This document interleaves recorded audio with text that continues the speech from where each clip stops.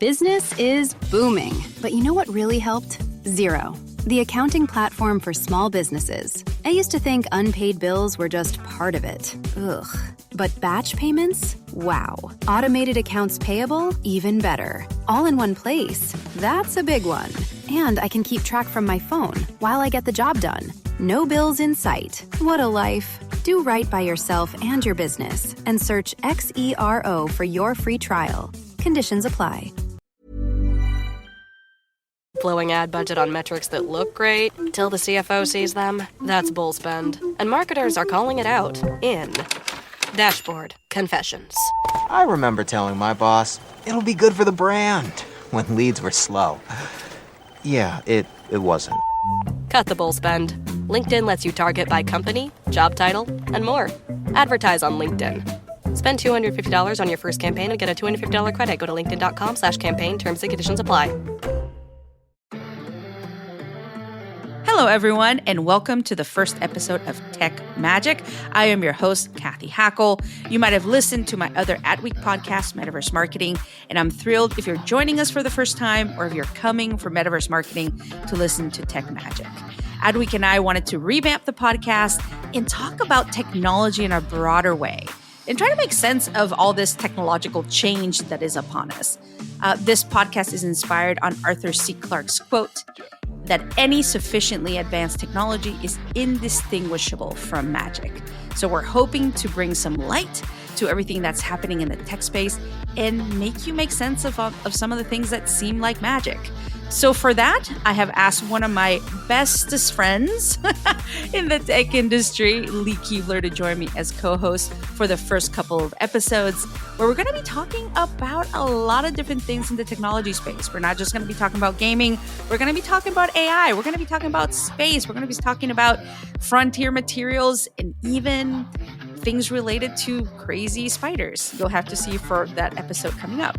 We'll also be doing interviews with experts and talking about whether stories are a signal to just a fad or if they're actually going to be part of our future. So I want to welcome my co-host for TechMagic for these first couple of episodes, Lee Kebler. Lee, welcome to the show. Hey, how are you? I graduated to bestest friend. That's great. You're one of the bestest. Some bad grammar there, but it's all good. It's with love. So Lee, you and I have known each other for, I don't even know, maybe, I don't know. For a very long time. Yes. A long time, right? Very long time. Yeah, we've been in the, virtual reality, augmented reality, spatial computing, whatever we call it now, space, for a very long time. And you've had a really interesting career along the way. So maybe for folks that don't know you, but a lot of people do, can you just tell folks a little bit about who you are and why you're such an awesome person to be a co-host?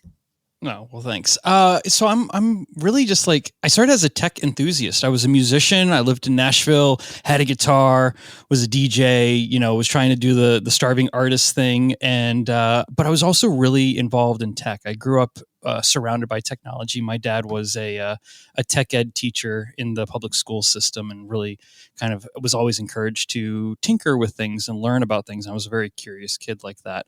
And so I got into music tech because I was doing the music industry stuff and I got this background in technology and started creating interesting ways that I could control music and instruments and my DJ gear and things like that. And that got the attention of will.i.am from the Black Eyed Peas, and I got to spend a really great couple of years in the early part of my career with him and learning about the tech industry from a high up entertainment level. And that led to some really great opportunities of building unique technology, immersive technology, a lot of art installations. Went on to then work with Intel, worked with Nike, worked with a bunch of different brands, kind of building these type of things that never had been done before. Got an opportunity to work in 2021 on the Olympics and bringing that into virtual reality. And spent a lot of time in virtual reality building things that weren't so exciting, things in like the steel industry, things that were just really necessary tools. And that's actually how I think you and I met in those early days when I was doing what would be considered more pragmatic virtual reality and augmented reality tools. But yeah, that's a little bit about my background.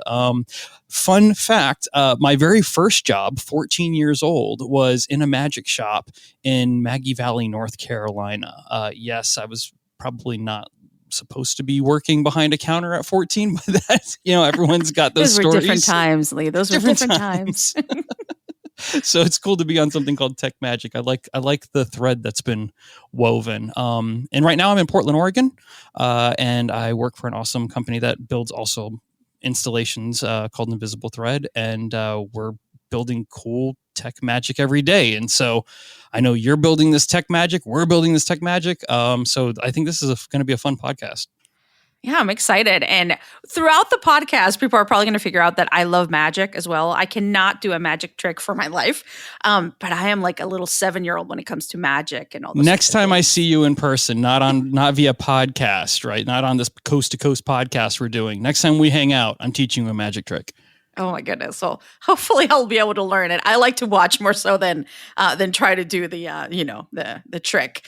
But let's get started. So we're going to talk about a couple of the stories that are kind of really really interesting. People are talking about them. Let's start with one that actually just happened. We're recording on Monday. This episode's dropping on Wednesday, but we got word a couple of hours ago that John Riccitiello, the CEO of Unity, has retired. That's how it was phrased by the company. That comes after a couple rough weeks for Unity after some announcements that made the developer community not very happy. So do you want to share with folks a little bit about what the announcement was that made the developers not happy at all? Yeah, and let's caveat this really quickly. I mean, it said retired, but it also had the words effective immediately. So read into that what you will.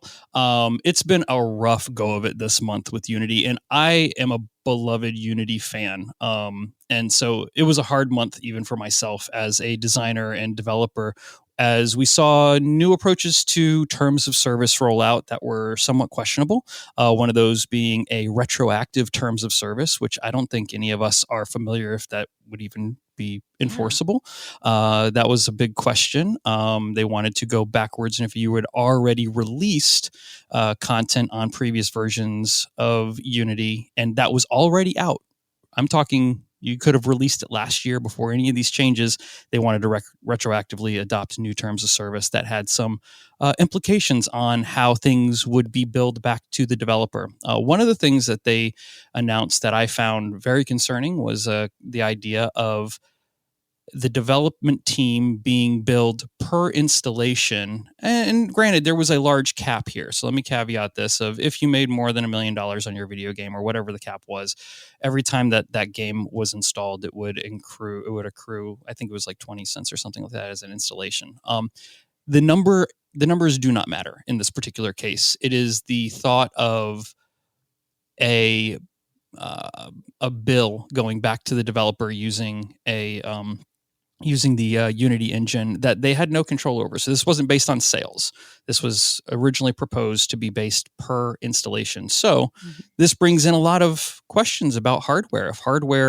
If you're using your hardware, you're running out of space and you delete something and then you reinstall it later so you could go back to it as a game or something like that, that would actually be accruing a new bill, even though it wasn't a new sale. And this is something that most game studios or development studios couldn't predict in their own finances. So this becomes very problematic, right? And also for brands. Let's a lot of people from brands are listening to this. So a lot of the brands, might not have an internal, game development team. Some of them do, but they hire, studios to create these, these experiences or these builds. So it would have also had an impact, like would it be the, the game studio that gets that charge? Is it the brand? Technically, it's the game studio that would get that charge because they're sitting on the license of Unity. And so this is really problematic because as a developer, if I'm designing for a brand, which I've done many times in the past, I'm expected to be able to give them a bill that would make sense, right? I've got to be able to write a scope of work and show what things will cost and be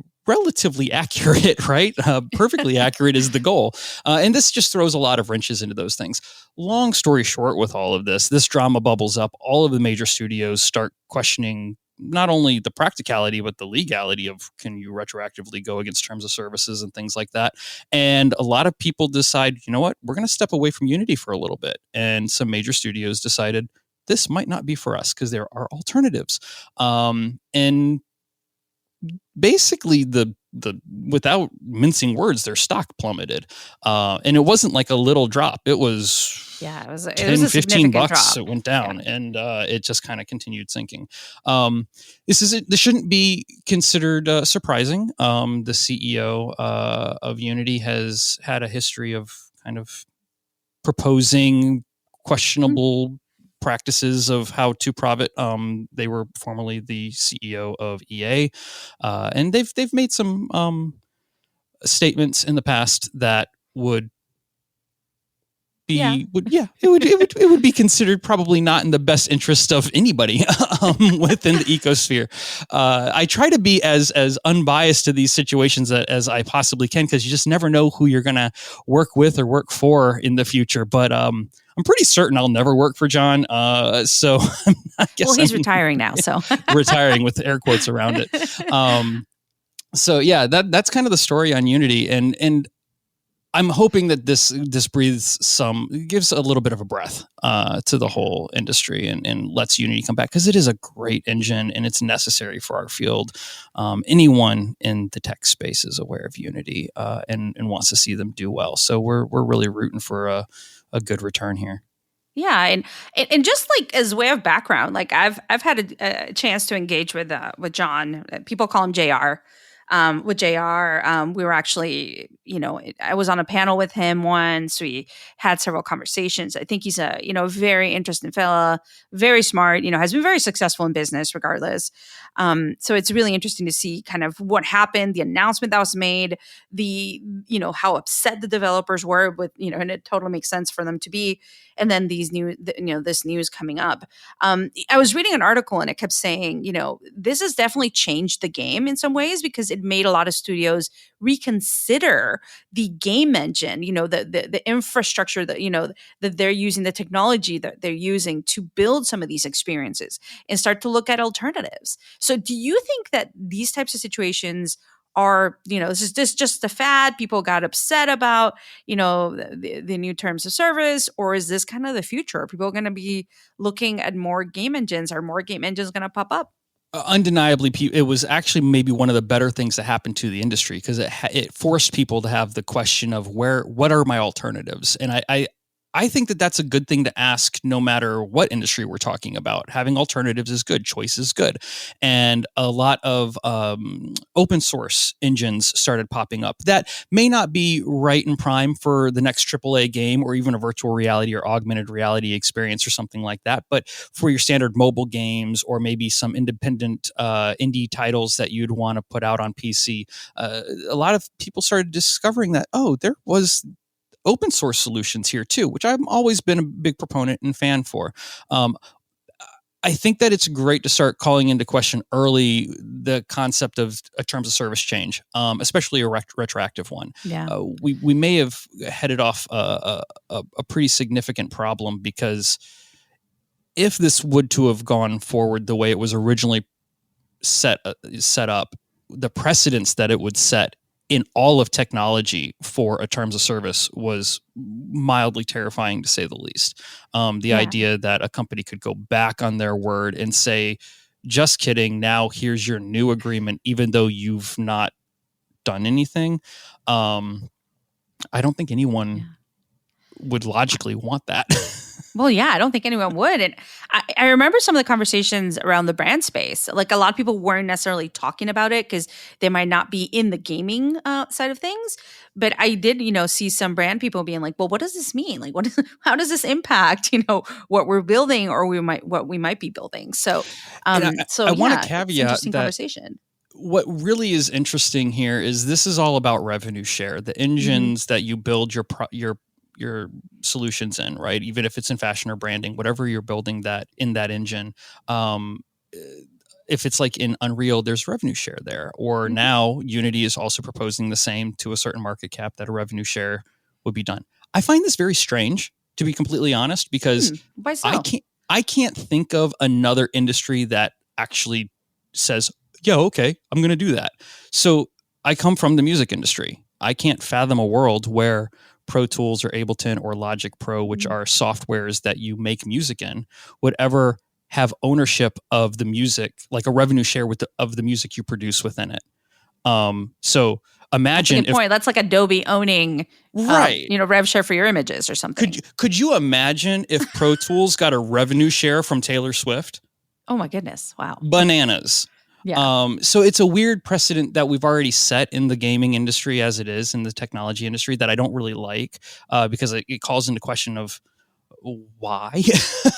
But some of these engines you can use for free, right? Like if you're using a free tier, and that's the whole give and take of it, is you use it for free until it starts making money. And I can totally get behind that. But I also think that there should always be an option to just buy the license, and then whatever I make from your tool, I get to keep, right? That should be an option.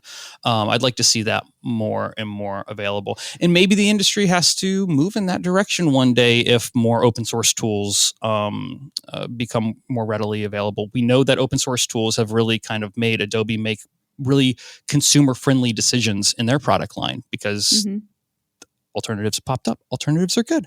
Yeah.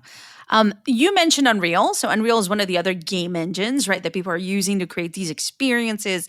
We're going to be talking about one of those experiences, but Unreal has also had, a rough couple of weeks. They've been in the news as well with layoffs, and I know several people that have been impacted.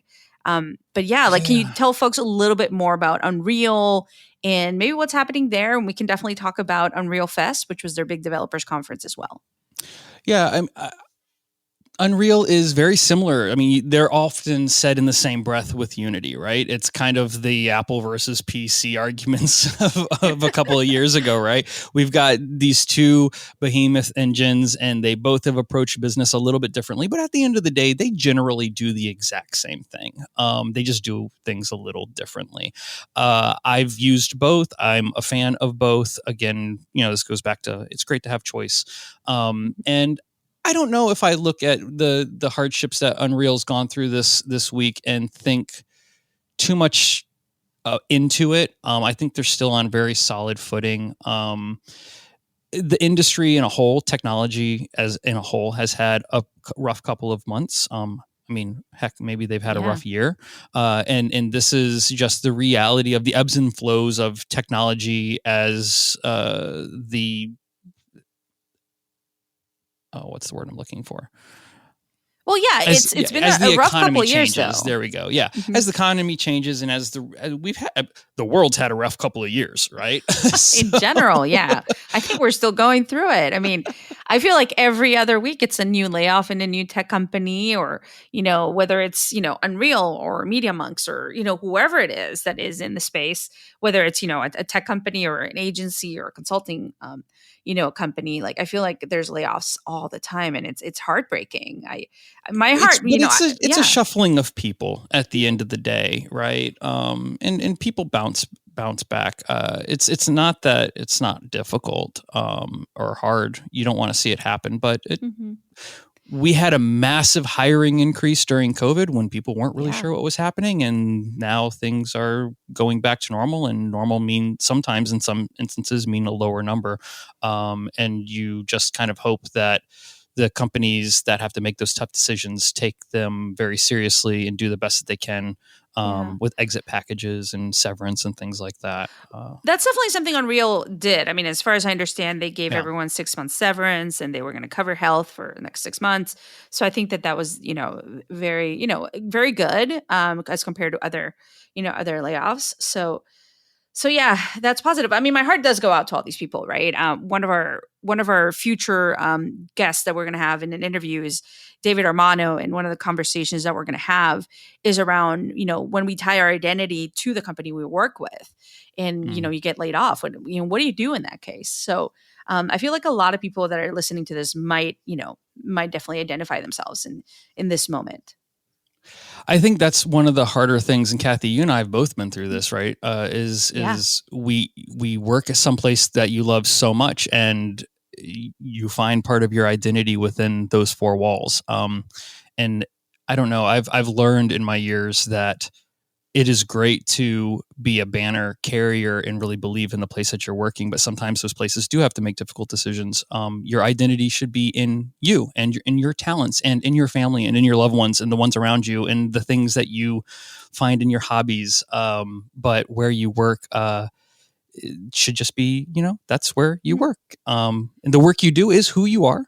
I don't disagree with that, but it's a lesson I think we all learn in time. Yeah, but I think we're definitely moving more into that transactional kind of model where it's like I work and this is the work I do, but it doesn't define who I am, or it doesn't define what I stand for. So definitely, I do want to move away from this a little bit and talk a little bit about about some of the things that are being created using Unreal Engine. So during Unreal Fest, which is their big developers conference, they had some great panels. I had a good friend on the ground, messaged me about a BMW driving experience that was released last week. But there's other experiences in Fortnite, and just to explain to folks, Fortnite. If you hear the word Fortnite, you're probably thinking Battle Royale, which is where most people are spending their time. But Fortnite has another part called Fortnite Creative, where you can create maps or islands. Let's call them maps or islands, where people can go and play an experience. So like BMW, for example, has an experience. Nike has a fantastic experience. There's been a lot of brands going into the space, just like they do in other platforms like Roblox. They're also going into Fortnite Creative and creating these experiences.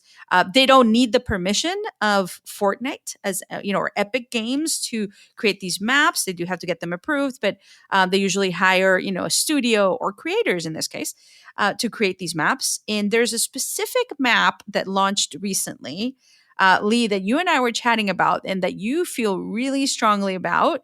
So maybe let's chat a little bit about that. And I will preface this and say that I did find out about this map in the weirdest of places. And there's a reason why, you'll know soon. While I was pumping gas, filling up my car. I drive a plug-in hybrid, so not fully electric, but I still had to pump some gas. And I was pumping gas, and all of a sudden, there was an ad when you're pumping gas here in the US, an ad in something called gas station TV that plays while you're pumping gas. And I saw an announcement for this experience built in Fortnite. And Lee, tell us a little bit about the experience and how you're feeling about it. Oh, you told me to be good about this. I just said it's the first episode. Try to not too, try to be not too bad. I don't know. By all what rating means. does this podcast have? I got words. Ooh. So this opens so many problems. So Shell released a Fortnite experience. And I think it garnered on its announcement and launch, I think it got about 1 million views or something like that through their streaming announcement. It's not that it's Shell. Okay. I don't have a gripe against Shell. And I don't have a gripe against brands going into these platforms. I really genuinely don't, as someone who has actively built a lot of the worlds that are branded. I think that there's a good opportunity here. But there does come a time where you just kind of wonder, why are we doing this? And what are we trying to what message are we starting to manipulate? And when we start getting into conversations of Shell getting into Fortnite this is their explanation to reach to a younger audience so they can talk about environmental messages. What they did was not necessarily propaganda, but you start tiptoeing closer and closer when you have a business that functions to provide fossil fuels, which are still necessary to the world. But then they're trying to also define an environmental message to a younger audience. You just wonder if that's the right path for that message to be flowing to an unsuspecting child. And this brings to a larger question when it comes to what I call a UGC, user-generated content-based video game. I do think this whole digital world landscape may be saved by the EU at the end of the day, by no thanks to our own doing. But we just need a little bit more conscious effort or regulation in this. And I'm not a big person who believes in regulating the internet. That's not what I'm saying. But much similar to how and I've heard it phrased this way, much similar to how we've taken toys out of cereal boxes because it promotes the purchase of sugary, non-nutritional cereal. We probably need to take that consideration when it comes specifically to user-generated content-based video games. Because as you mentioned, Fortnite, Unreal, they let anyone build in it. That's the magic behind Fortnite. So what does that mean? Where does advertisement come to play when it comes to these worlds? And I think a lot of that can be done with simple age gating, and we're seeing more of that. Roblox has done a fantastic job of implementing a solid age gate system, and I think we'll see that with Unreal and Fortnite as well. It's just one of those things that we have to make conscious decisions about, and be wise with the paths that we have before us. Not saying that anything necessarily went wrong with Shell building a Fortnite game. It just is one of those things when you hear it, you go, Things that make you go, I don't know. I don't know. You actually fill up your car in the Shell map. I haven't played it, full transparency. I haven't been to Fortnite to play it. But I did notice that it was built by a lot of creators. Like there's a lot of these parts of the map that were built by creators. And I wonder, if there's any backlash, against the creators. Like I hope not. I don't think we've seen that yet, but now you say I hope not, but these are influencers. You have creators, you have creator influencers, and you have influencers, right? And so we're in this influencer economy. And so influencers run a business. This is obviously tied to their business as influencers. That's why they were selected to do this. There's nothing wrong with any of that. But who they decide to work with does have an impact on how they're seen and what their influence is, right? And that at the end of the day is proper capitalism, right? Like as a business, you make decisions and you just deal with the consequences. Yeah. So before we go to break, I do want to ask you, do you think this is future or fad? Are we going to see more potential issues rise up with some of the worlds or virtual experiences that might be created? What do you think? No doubt. This technology is, it's Pandora's box in a good way and in a bad way. But once we crack it open, we better hope that we've got things taken care of. Because we kind of didn't do that with the internet. And in many ways, for that, right? We're still paying for that in many ways. And in many ways, it was best. There's double sides to the coin. So, I can argue and devil's advocate that whole triage, but at the end of the day, with this, this is going to be the conversation you hear over and over again for probably the next couple of years while the dust settles and we decide what does it mean to have a video game that is multiplayer and always on. And you can always just on, join and it. that anyone can create it. Yeah, and I agree with you. I think it's part of that future. It's not just a fad. I think we're going to start to see, as more brands enter the space and more creators do things, we're going to get, definitely more potential issues arise from those worlds. And then you add AI, which is another level. But let's go on break. We're going to be talking about AI, and also we're going to be talking about space, which is really exciting. So let's go to break.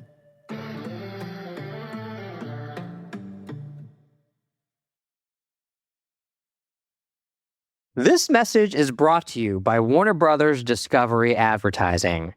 And this is more than an ad. This is an invitation to be part of the stories the world can't stop watching, to connect with moments that dominate the conversation, to participate in culture, not just advertise around it. With the most sought-after IP, passionate audiences, and an advanced AI-powered foundation, WBD Advertising transforms attention into influence and impressions into outcomes. This is innovation. This is impact. This is opportunity. This is Warner Brothers Discovery Advertising. Visit advertising.wbd.com to learn more. Blowing ad budget on metrics that look great till the CFO sees them? That's bull spend. And marketers are calling it out in Dashboard Confessions. I remember telling my boss, it'll be good for the brand, when leads were slow. Yeah, it wasn't. Cut the bull spend. LinkedIn lets you target by company, job title, and more. Advertise on LinkedIn. Spend $250 on your first campaign and get a $250 credit. Go to linkedin.com/campaign. Terms and conditions apply. Business is booming, but you know what really helped? Xero, the accounting platform for small businesses. I used to think unpaid bills were just part of it. Ugh. But batch payments? Wow. Automated accounts payable? Even better. All in one place. That's a big one. And I can keep track from my phone while I get the job done. No bills in sight. What a life. Do right by yourself and your business and search XERO for your free trial. Conditions apply.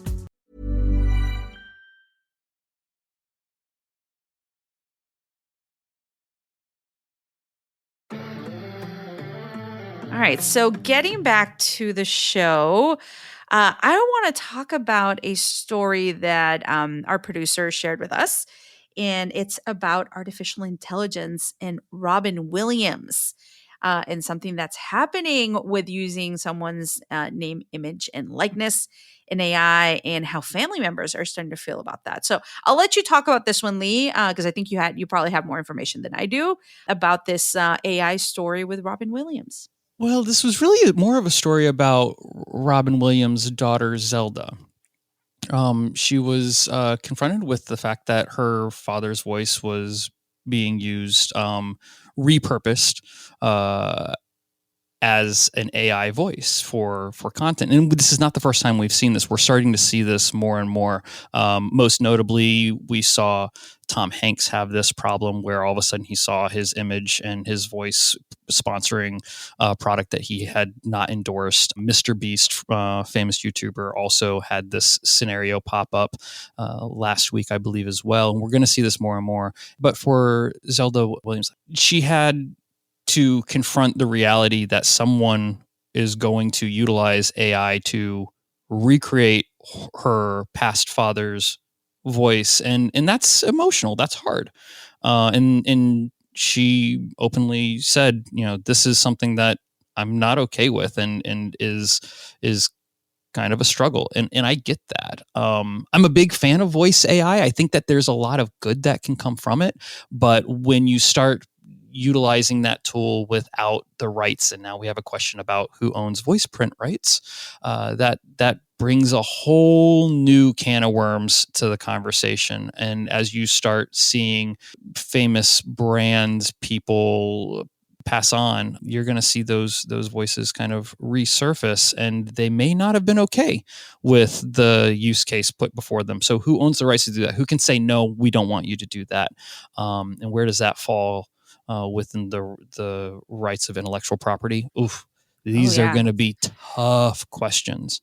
Yeah. Is it something that people need to figure out before they pass away? Is it part of estate planning now? Is it something that their estate, whoever, receives that, is going to be in charge of? Or what happens? Yeah. I mean, like, even before that, like Tom Hanks just had this problem. Mm-hmm. He's still kicking. So what do you do in that particular case? Because you start getting into questions of impersonation. People impersonate people all the time.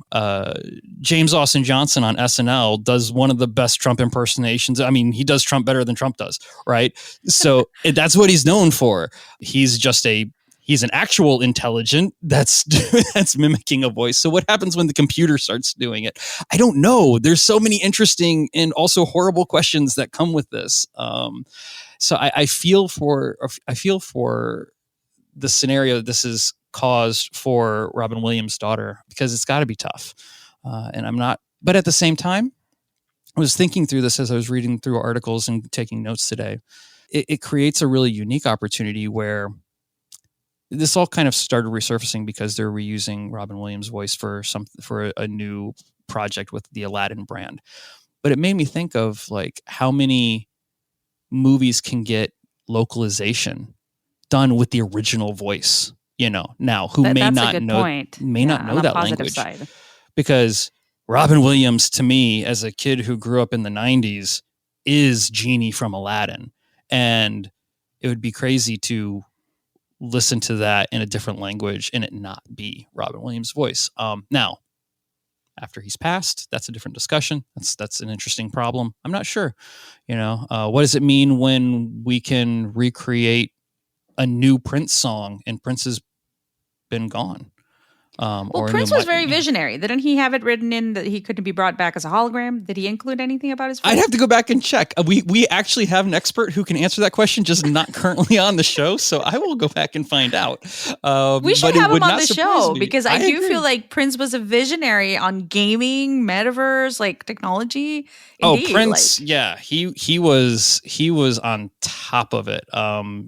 Very, very forward thinking, had early immersive video games. We're talking back in like early 90s.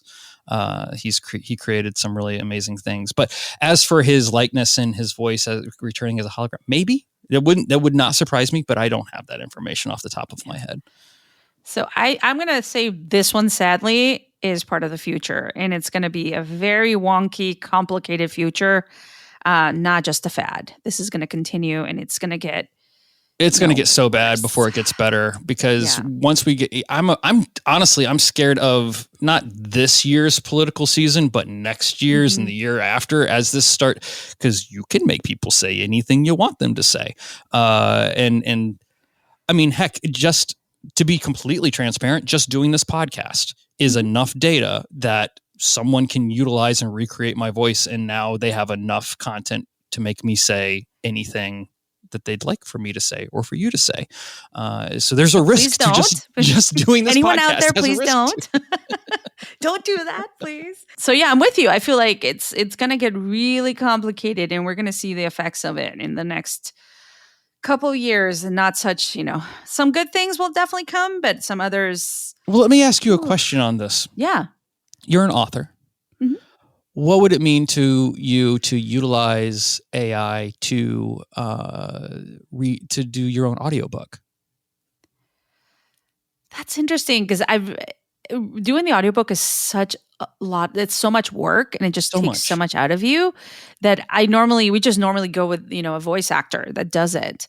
I don't know if the books need to be in my voice, to be honest. It could be interesting. Weird? Would it be weird for you to listen to an audiobook of your book with your voice and you did not read that out loud? Yes, it'd be super weird. I mean, I'm a guinea pig for all that stuff, so I might do that for the next one. That's a great idea, Lee, but I don't know. That makes me worried as well. It's like, the voice print and everything. I mean, I don't know. That's actually a really good point. I will say this, though. I do prefer hiring a human to record my, my audibles or like and things like that instead of using AI. I've always found the AI versions to be too robotic, but that's obviously evolving and changing. So I don't know. I mean, I'm team human for right now when it comes to recording my books in audio. That's good. Good. Stay team human. We need human. We need humans. All right. So now we're going to go to our last story that we're going to talk about. And this is obviously, me and I love fashion. That's like my creative playground. I always joke and I say some people paint, some people write music like you. I personally express myself through fashion. It's kind of what I like to do, what I enjoy doing, whether it's creating, capsule collections or, working with designers to create really cool technical ideas. Like fashion is my playground. So this story I really wanted us to touch on because I'm also really big into space. I've been doing a lot of writing on space marketing, believe it or not, and we'll be talking more about that. But the Italian Maison Prada and Axiom Space are collaborating with NASA to create the spacesuits for its 2025 lunar mission, which will be our return to the moon and will put the first woman that will be on the moon. So really exciting stuff. They're going to be working on pushing and adapting materials, obviously, because it's going to be very different than designing with materials that work on Earth. It's going to be a really interesting process. It says 2025. In the past, NASA has spent millions, large amounts of money trying to create these suits. The goal is for them to be, more stylish, but also be more functional. Usually we think of, astronauts in these like really bulky, very uncomfortable types of spacesuits. So I'm really excited about this. I personally think it's part of the future. I think that there's going to be a lot of really interesting things happening in the space side on the commercial front. But what do you think? Like, what from your perspective, what do you think of this? Is this fad or future? I don't know. I'm not a fashion person at all. As soon as I heard it, I thought it was a marketing gimmick. I'm just, to be real, I thought it was a marketing gimmick. They were going to like slap a patch on and be like, see, Prada. But as I looked into it, that's not the case at all. The whole concept is that Prada would have more experience with composite fabrics and actually be able to tackle this from a technical standpoint in a way that NASA might not be able to start, like as a starting block. So as I thought more about that, I was like, no, that makes a lot of sense, because Prada would have a longer history of working with standard materials, and then being able to utilize that to encapsulate, NASA's technology for things that are obviously, I would assume, are outside of Prada's scope of work when it comes to like making sure things are airtight sealed and being able to have, temperature control and things like that. I'm down to see what it is. I think it'll be cool. I hope they hit a home run for the sake of the astronauts. For the sake of the astronauts, right? I do love the idea of still going to space and being stylish. Like, why not? I like who was it? One of the people from NASA actually said that we should not expect to see astronauts in Paisley spacesuits. Or any fancy patterns. It's more about maintaining good thermal environment, which great. That's fantastic. The other thing that stood out for me is the weight. We're gonna test this to our listeners here. The suit is expected to weigh 55 kilograms. That's from the most recent revealed spacesuit, and I was like, wow, I don't know what my conversion is. And it says 55 kilograms and to be a better fit for female travelers, which I think is fantastic. That's still 121 pounds. Yeah, but it's lighter than other ones. Like that, I don't think that's what what's people so realize. crazy. That's an improvement. Well, is it zero gravity, right? So does it actually weigh? That's the question. I don't know. Well, is it zero? Well, that's a good point. If you're doing a spacewalk, what does it? Yeah, it doesn't weigh 121 pounds if you're doing a spacewalk. You're right. That's fantastic. I didn't think. I just don't know the gravitational pull of the moon, though. Like, so I don't know. It's not here, so it could be. Might be a pound. I don't know. I'd have to do math on that. I'm not going to do math that fast. Well, all I know is that the people at Prada are going to be working with the really interesting materials, pushing the limits of what it can do. And, for the safety of the astronauts, I hope they look stylish, but are also safe. And I think we're going to continue to see this like space spilling into a lot of other things. I did an interview, what was it, 2 years ago, on space marketing, and how back in the early 2000s, Pizza Hut sent a pizza up to space to a cosmonaut in the International Space Station, and they paid $1 million for that.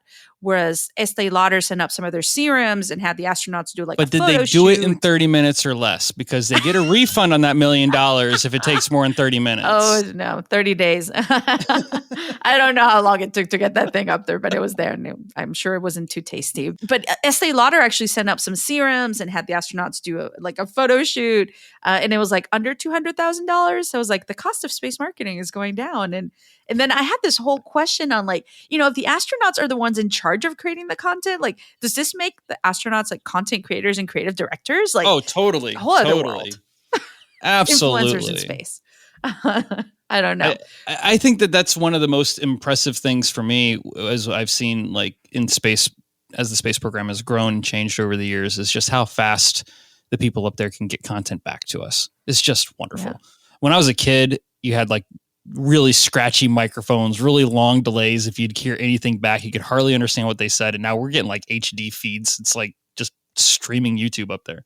It's crazy. Yeah, we're doing bell ringings from space, opening the markets. I mean, it's it's a whole other era. So I would say this one is a mix of future and fad for me. Like, I don't think all the Maisons are going to be designing spacesuits.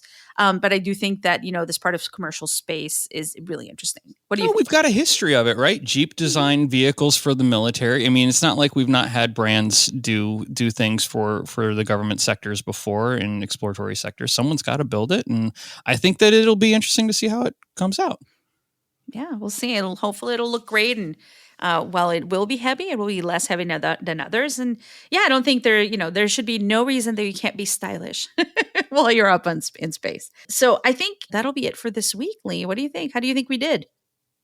I had a blast, but I always enjoy just talking through these things. Hopefully people like listening to them. Yeah, and definitely if anyone has any comments or wants to reach out to us, please do message us on LinkedIn.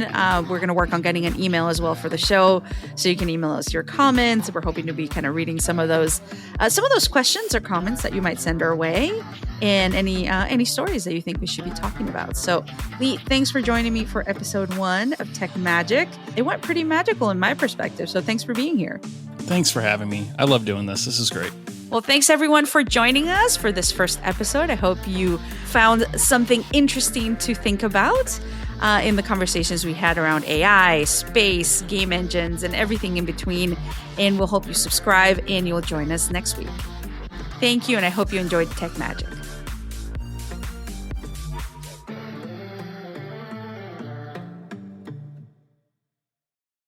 Blowing ad budget on metrics that look great till the CFO sees them. That's bull spend. And marketers are calling it out in Dashboard Confessions. I remember telling my boss, it'll be good for the brand, when leads were slow. Yeah, it wasn't. Cut the bull spend. LinkedIn lets you target by company, job title, and more. Advertise on LinkedIn. Spend $250 on your first campaign and get a $250 credit. Go to linkedin.com/campaign. Terms and conditions apply. Business is booming. But you know what really helped? Xero, the accounting platform for small businesses. I used to think spreadsheets were just part of it. Ugh. But real-time cash flow? Wow. Invoices that chase themselves? Even better. Books that automate? That's a big one. And I can keep track from my phone while I get the job done. No spreadsheet in sight. What a life. Do right by yourself and your business and search Xero for your free trial. Conditions apply.